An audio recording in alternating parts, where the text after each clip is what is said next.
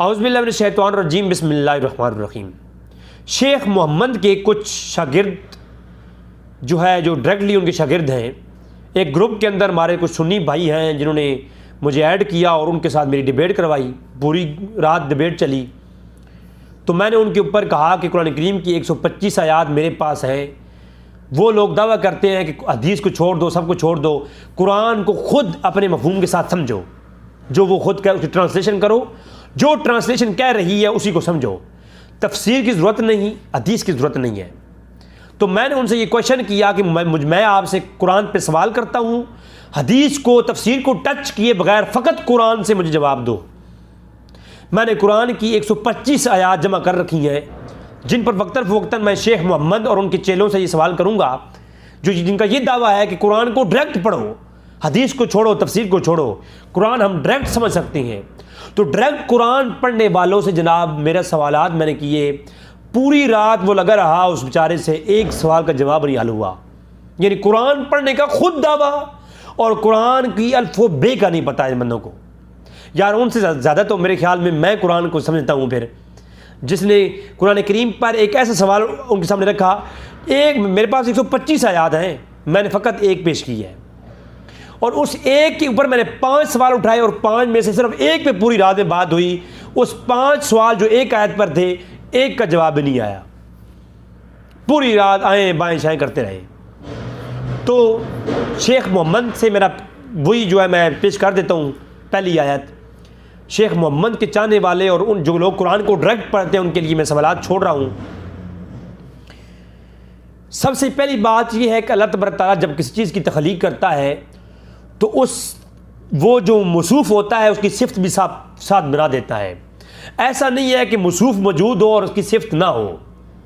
जहन्नम है तो जहन्नम की जितनी भी सिफ़ात हैं वो जब से जहन्नम बनाई गई तब से हैं, और जन्नत है तो जन्नत जब से बनाई गई उसकी सिफ़ात भी बनाई गई हैं।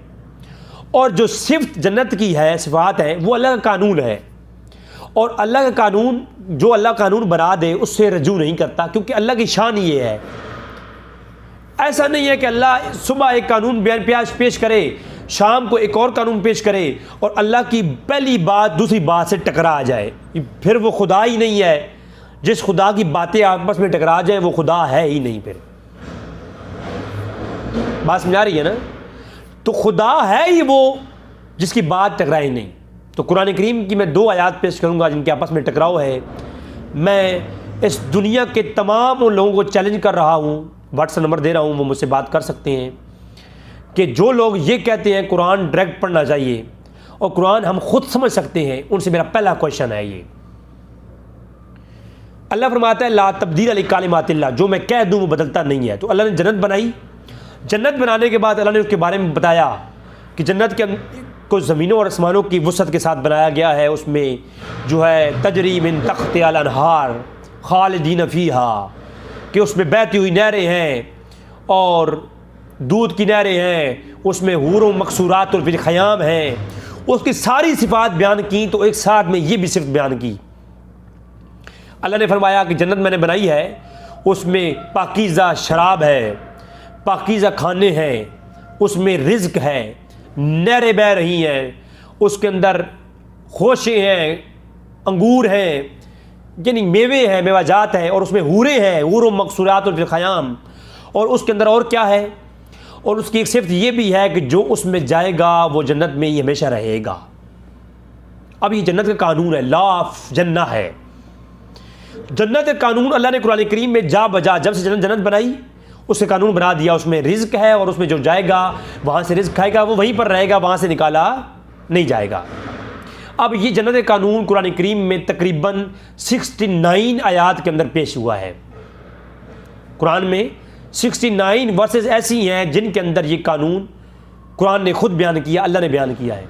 अब आते हैं दूसरी जानिब, सूरह आराफ के अंदर भी और सूरह बकरा के अंदर भी ये जिक्र हुआ, वकुल्ना या आदम उस्कुन अंत व ज़ौजुकल जन्नह।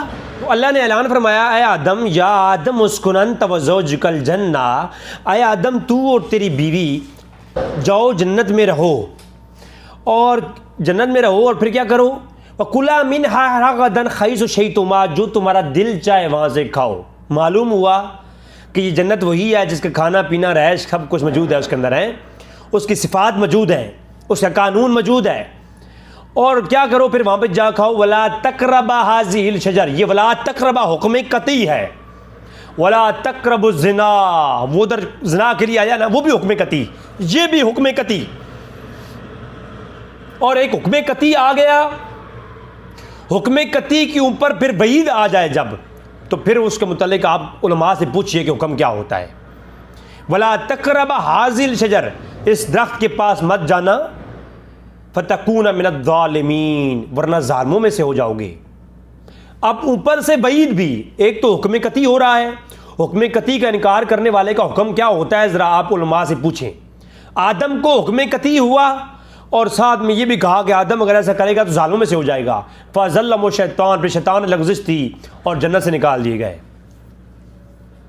मेरा सवाल नंबर 1 जिस पर पूरी रात बात हुई, जवाब नहीं आया और आएगा भी नहीं। इसका जवाब मैं बंदे फ़कीर के अलावा किसी के पास है भी नहीं। ये शेख मोहम्मद के लोगों की बात कर रहा हूँ, उलमा की नहीं। शेख मोहम्मद जो कुरान को डायरेक्ट पढ़ने वाले लोग हैं, वो क़यामत तक मेरे साथ बात करते रहे, मुझे इस बात में मुतमईन नहीं कर सकते।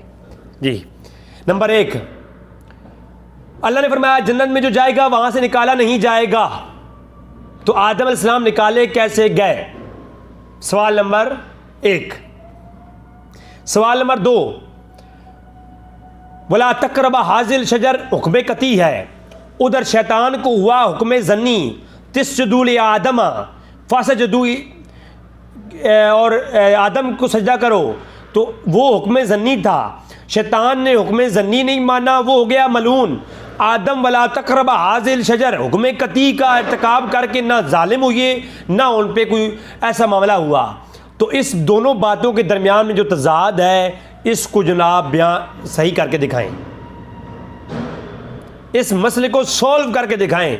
नॉन मुस्लिम अगर आप पर कुरान पे ये सवाल कर दे तो आप कैसे सॉल्व करेंगे? इस नज़रिए से सॉल्व करें आप। नंबर 1, जन्नत में जो जाएगा वो निकाला नहीं जाएगा, आदम निकाले क्यों गए? नंबर 2, उधर हुक्म ज़न्नी का इर्तिकाब करके शैतान हो गया मलून, इधर हुक्म कती का इर्तिकाब करके फिर भी आदम नबी है, क्यों? जवाब दीजिए। नंबर 3, जन्नत बहकावों से पाक है, तो जन्नत के अंदर बहकावे, जन्नत की जो शराब है वो शराब तहूरा है, तो जन्नत के अंदर बहकावे नहीं है। तो जब जन्नत के अंदर बहकावे नहीं है तो शैतान का बहकावा कैसे चला गया अंदर? क्या जन्नत के अंदर बहकावे हैं? तो ये जन्नत कैसी? ज़रा इसका जवाब दीजिए। नंबर 4, जन्नत के अंदर बुरे दरख्त नहीं है, ये जन्नत के अंदर बुरा दरख्त क्या कर रहा है? नंबर 5, जन्नत के अंदर पाबंदी नहीं है, जन्नत जज़ा की जगह है, वो अमाल की जगह नहीं। अमाल की जगह पर हुक्म होता है ये करने का, ये नहीं करने का, मशरूत होता है, जबकि जन्नत मशरूत नहीं है, जन्नत जज़ा की जगह है और जज़ा की जगह पर पाबंदी लगाया जाना समझ से बाहर है, अल्लाह के कानून के ख़िलाफ़ है। जन्नत में तो कुन की ताकत तुझे मिल जाएगी, तो जन्नत में जनाब ये पाबंदी लगाना और फिर एक बुरे दरख्त से रोकना, ये जन्नत के कानून के ख़िलाफ़ है। नंबर 6, शैतान मलून होने के बाद, मलून और तौब डाले जाने के बाद शैतान जन्नत में क्या कर रहा था? ये जन्नत है या मासी बेड़ा है, जब दिल चाहे अंदर जाए, जब दिल चाहे बाहर आए? अगर मलून होने के बाद शैतान जन्नत में जा करके बहकावे डालेगा तो फिर जहन्नमियों का क्या कसूर है? तो फिर तो जहन्नमी भी जाकर चक्कर लगाते रहेंगे। फिर जन्नत और जहन्नम के अंदर फ़र्क क्या रहा?